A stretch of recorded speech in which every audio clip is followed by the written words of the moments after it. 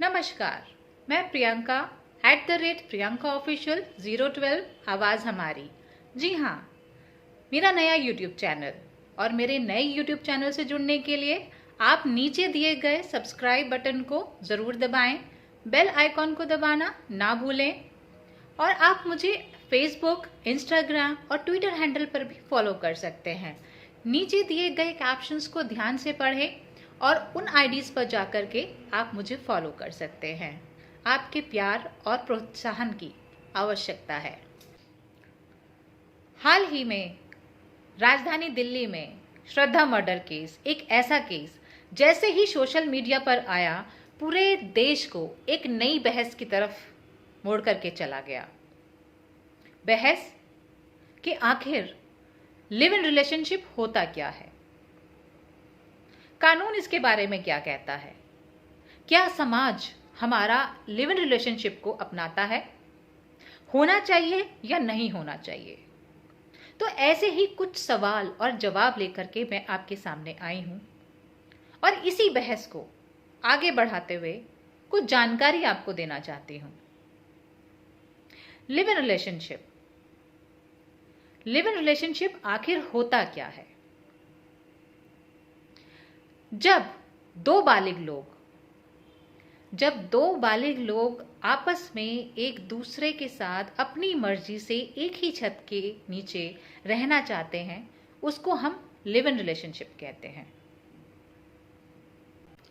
सवाल ये भी आता है कि आखिर लोग लिव इन में रहना क्यों चाहते हैं। तो इसके दो कारण हो सकते हैं। पहला, आजकल की जो युवा हैं वो शादी से पहले ये देखना चाहते हैं कि एक दूसरे के लिए वो कंपैटिबल है भी कि नहीं, एक दूसरे से बनती है या नहीं बनती है, एक दूसरे के विचार एक जैसे हैं कि नहीं है, क्या लंबे समय तक हम एक साथ रह सकते हैं या आगे जाकर के हमारे विचार में कुछ अलग तरह का के परिवर्तन आ सकते हैं। दूसरा ये कि जो आजकल के युवा हैं वो शायद शादी करना ही नहीं चाहते। लेकिन अब सवाल ये आता है कि ऐसे जो रिलेशन हैं, जो ऐसे संबंध हैं, वो हमारे समाज में उसको मान्यता है कि नहीं है, वो इस रिलेशनशिप को किस नजरिए से देखते हैं, क्या सकारात्मक है या है। अब सवाल ये आता है कि क्या समाज इसको अपनाता है, क्या कानून का इसके बारे में क्या विचार है, क्या कानून इसको अलाउ करता है। तो अगर हम समाज की बात करें तो आज भी हमारे देश के अंदर लिव इन रिलेशनशिप को संवैधानिक नहीं माना गया है, ना ही इसको अपनाया गया है और ना ही इसको नैतिकता के साथ जोड़ा जाता है। लेकिन कानून की सोच समाज से थोड़ी अलग है। कानून कहता है कि अगर दो लोग अपनी मर्जी से एक साथ एक ही छत के नीचे रहना चाहते हैं तो वो रह सकते हैं, क्योंकि हमारा फंडामेंटल राइट्स आर्टिकल 21, अगर शादी के लिए दो बालिग लोग अपनी मर्जी से अपनी रजामंदी से शादी कर सकते हैं तो फिर हम लिव इन रिलेशनशिप को भी इससे अलग करके नहीं देख सकते। तो कानूनन आप लिव इन रिलेशनशिप में रह सकते हैं, लेकिन अगर समाज की बात करें तो वो इसको बिल्कुल भी अपनाता नहीं है। अब सवाल ये आता है कि जैसे श्रद्धा के 35 टुकड़े कर दिए गए, तो कई लोग ये सवाल पूछते हैं कि आखिर मजबूरी क्या थी, क्यों वो तब भी जब इतना अत्याचार हो रहा था, जब इतना उसके साथ डोमेस्टिक वायलेंस हो रहा था, तो वो आखिर उसके साथ रह क्यों रही थी, आखिर आफताब को उसने छोड़ा क्यों नहीं। तो इसमें मैं आपको बताना चाहूंगी कि protection of women against domestic violence के तहत कोई भी लिव इन पार्टनर अगर उसको लगता है कि उसके साथ कुछ भी गलत हो रहा है तो वो कानून का सहारा ले सकता है। वो कानून के पास जा करके अपनी गुहार लगा सकता है और जो उसके साथ कुछ भी गलत कर रहा है उसको सजा दिलवा सकता है। अब बात ये आती है कि चलिए ठीक है, अगर लिव इन रिलेशनशिप सही चल रहा है, अगर कुछ भी गलत नहीं है, तो क्या उसको जो पार्टनर्स हैं उनको वही अधिकार मिलते हैं जो शादीशुदा लोगों को मिलते हैं?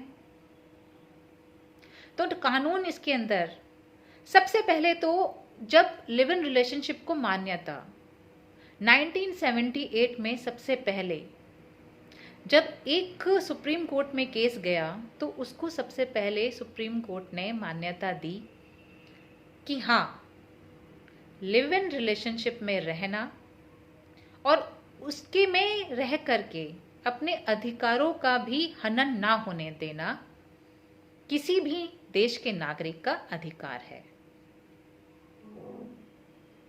2001 में भी ऐसे ही एक केस सामने आया और उसके अंदर भी जब कोर्ट में गुहार लगाई गई अपने अधिकारों को लेकर के, तो कोर्ट ने वहां पर भी लिव इन रिलेशनशिप में रहने वालों को उनके अधिकार दिलवाए।